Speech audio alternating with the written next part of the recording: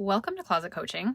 I wanted to talk today about some of the side effects of recovery, especially fatigue and hunger, extreme hunger, as well as mental hunger, which are really, really very normal and necessary parts of the recovery process that maybe don't get talked about all the time. And something I'm noticing is that I have clients who go through this and feel like they're doing something wrong. And it's always a point of reassurance that you're not.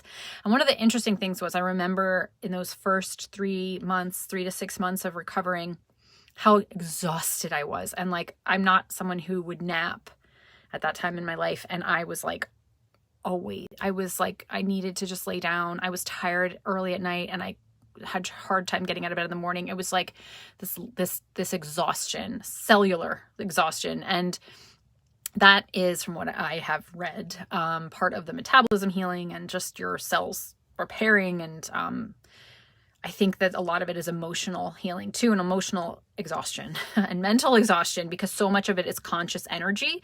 You're not on autopilot as far as you're restricting or you're binging anymore, or even your thoughts. And there's so much consciousness, primary energy that needs to be, that's always activating, and your brain's navigating a new world, and it's tiring.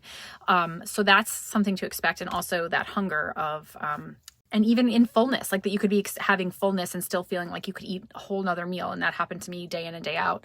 And I just continue to honor that. And that worked out more over time. But there was, that's also the body's way of we're getting it in now. We're establishing trust both physically and mentally. And it was something that I really tried hard not to question because it felt so wrong.